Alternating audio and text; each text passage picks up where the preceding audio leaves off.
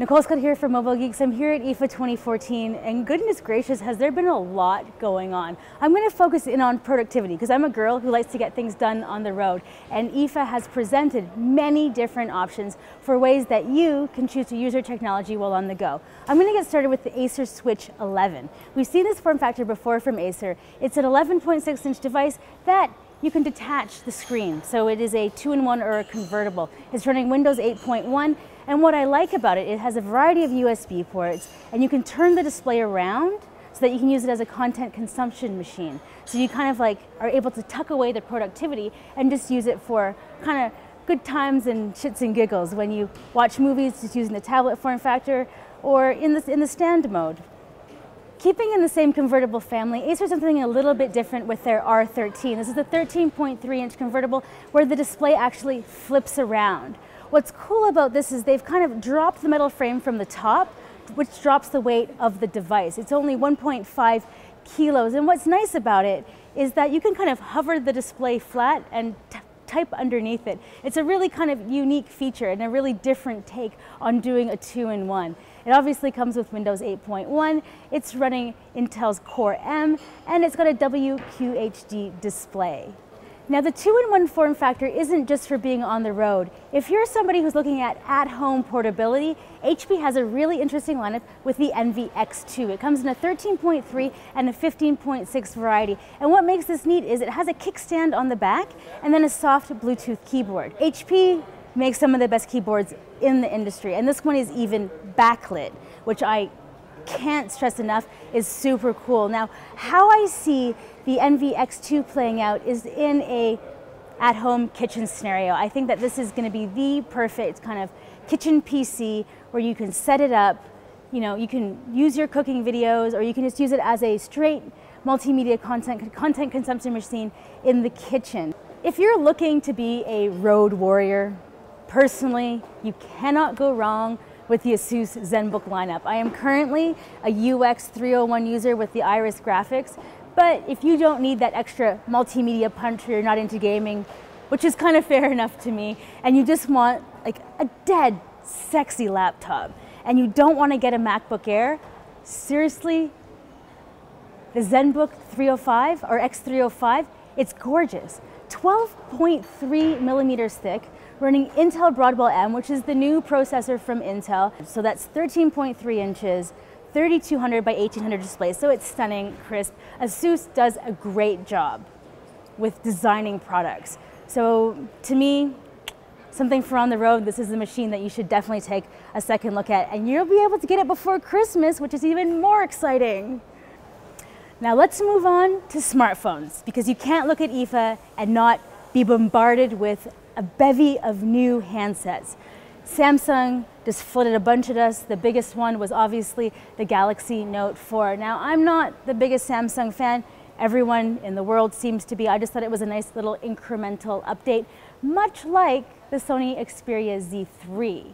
I am a LG G3 user, and I am not that happy with my phone. And I've been holding off on going back into Windows Phone because, well, I wanted the 930. But let me tell you all about this launch that Microsoft Nokia did for the 830.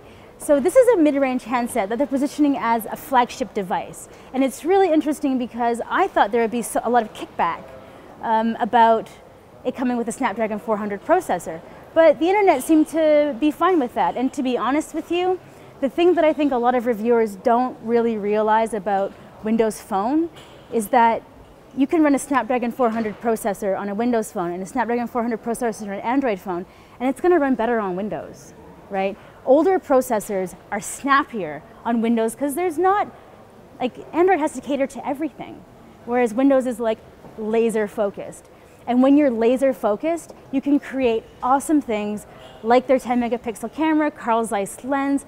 There was also another phone released, the 730, that it kind of likes the selfies. It has a wide angle lens on the front. Everybody's coming out with a selfie phone these days, and well, that's, yeah. If you're excited about that, I'm excited for you. The other hot topic at IFA was, of course, wearables. The industry is trying to figure out what exactly is a useful wearable. There were some really good examples here at the show, and they, well, have come back around from kind of the ridiculous, like when Samsung announced their first Gear. It had a camera on it. It was this thick and it tried to be the world. Now we're going, Android Wear, let's figure out what's useful, right? So ASUS did a mind-bogglingly good job with the Zen Watch. This is a dead sexy device. I'm super excited about it. And I even had an interview with all the people on the Wearable team about a ladies version, because gender in tech has never been my thing, but we're physically smaller. There was also Sony, who stepped away from doing their own operating system on wearables and also joined Android Wear with their smartwatch 3, and then Moto 360. So Motorola had an event at the same time as IFA in Chicago, and they announced their Moto 360, which is a round watch, still gorgeous, absolutely stunning. So there's a bunch of different ways that people are trying to incorporate Android Wear into fashion items. So I'm excited to see this kind of like real world blending finally happen. Now all of these smart devices have to connect to something. And this is where we're seeing an attempt at a truly connected home. Microsoft's been showing that same connected home for, I don't know, 15 years or so. But I have to admit, with the prevalence of 3G and wireless technology and, well, the Internet of Things, the wireless home is becoming more of a reality.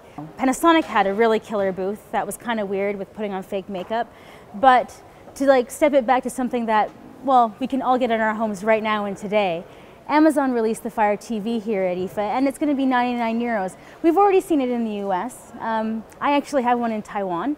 And I don't have a router that allows me to fake being in the US, so it's absolutely useless. Now, in Germany, you're going to be able to get a Fire TV, and it's not going to be geographically locked. So you're going to be able to enjoy all the Amazon Prime streaming, all of the latest shows, everything that will make you an internet addict. So this has just been kind of a quick snapshot, taking a look at all of the great things that happened at IFA 2014. I'm always excited to attend this show and to see what products are released, because this is where we find out what we're going to be buying for Christmas. I'm Nicole Scott for Mobile Geeks.